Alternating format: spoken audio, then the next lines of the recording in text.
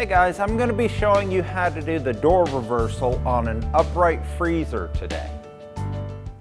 So as with any service or repair on a unit, let's go ahead and unplug it for safety, just to ensure we don't short anything out. So with every door reversal, we're always going to start at the top hinge. I'm going to go ahead and lift my cover. There are 3 screws underneath our hinge cover, securing the hinge. I'm going to go ahead and remove all 3 of these screws, and we're basically just going to set them aside for now. All right, now we should be able to remove our hinge. Now what I do is I push upwards and I twist it back and forth, and then we're going to take all of this, the 3 screws, the hinge and the hinge cover, move them over to the left hand side up here. Now, on the left-hand side, there are 3 holes already pre-drilled, but they're under a piece of white tape. So we're going to remove this white tape, and we're going to transfer it to the opposite side. It's going to cover up our 3 holes on the opposite side of the appliance. Remember, this tape is not going to affect the operation of the unit if it does not stick. If something happened, I like to be able to transfer it, but ultimately, chances are they're never even going to know that that tape was used or wasn't used, because they'd have to get on top of it to see the holes. Now we can remove the entire door, so we're going to carefully open the door, lift it up and off the lower hinge pin, and I'm going to set this off in a safe location. All right, so let's start down here because we've got to reverse our lower door hinge. The pin's going to go over there because we're hinging it to the left.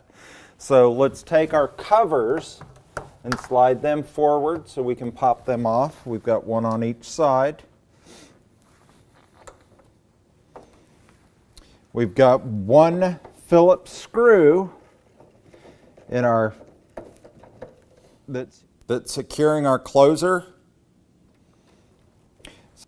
So this closer is actually going to be reversed whenever you put it on the other side. We're going to take the screw out, we're going to reverse it, flip it over, set our screw back in so that we're already set up to where we can drop it directly on the pin whenever we move it to the left-hand side.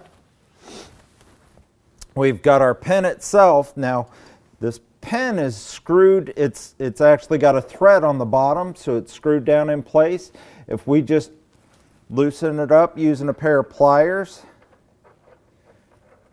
we can remove it the rest of the way by hand. Let's move to the left-hand side.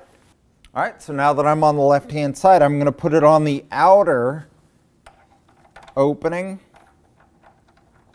And we're just going to tighten that down by hand as tight as we can get it. And then we're just going to grab our pliers and just snug it up.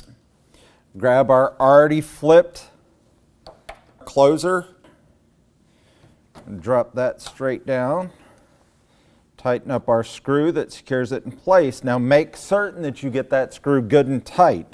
If there's any slippage, any play on that, you're going to end up with that closer making a popping sound, and we don't want that.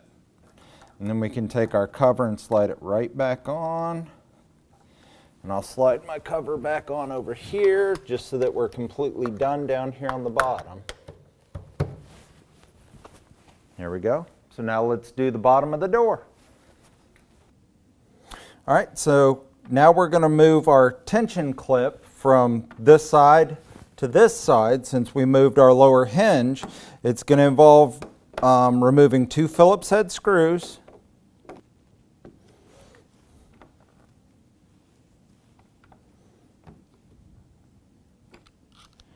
just changing over to a flat head, put it underneath here,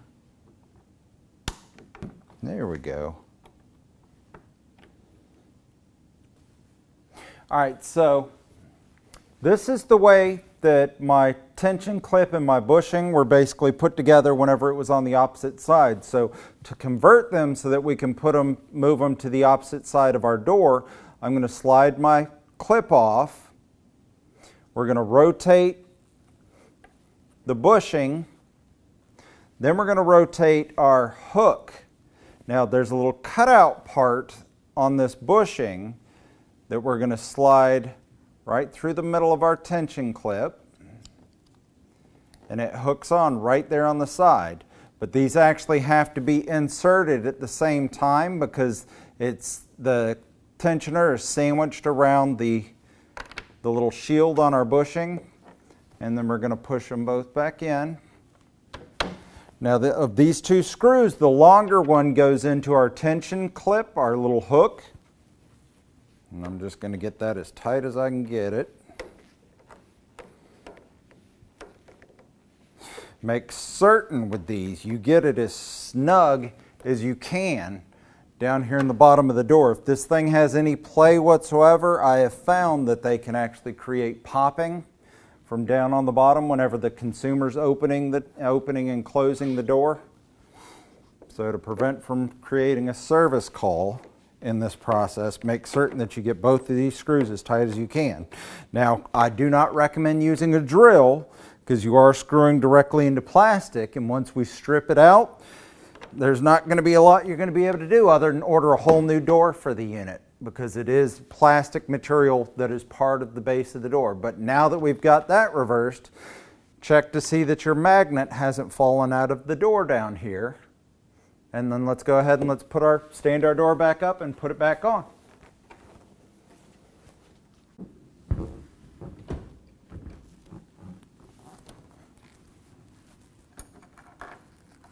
All right, so I'm going to place my hinge. I'm going to work it back and forth, get it back in there.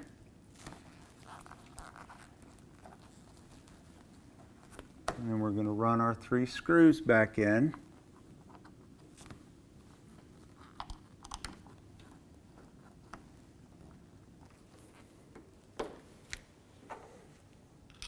There we go, and we're going to slap our hinge cover back on. All right, so let's go ahead and plug our unit back in. All right, guys, now that I've reversed the door on the unit, there's a few things that I want you to check. Number one, we're going to open and close the door, verify that the door does move freely. It's got a nice transition back and forth. The second thing I want you to take into account is if the door is actually even with the cabinet on the front. It should have the same reveal on both sides with the cabinet. What that's going to do is it's going to ensure that our gasket is centered on the cabinet, and it's going to prevent us from having any type of contact issues with the gasket hitting the front metal. The third thing you're going to look at is if our gasket is trying to roll. If this gasket is trying to roll, especially back here on the hinge side, you can use a little bit of Petrogel. I'm going to provide you with a part number for it, but you can use a little bit of Petrogel on that gasket to help it make up that difference and get better contact. What we're trying to do is prevent from creating an air leak through the process of reversing this door. There we go. We've got a completed door reversal on one of our Frigidaire upright freezers. If you guys have any other questions or concerns, feel free to check us out at electroluxservicetips.com.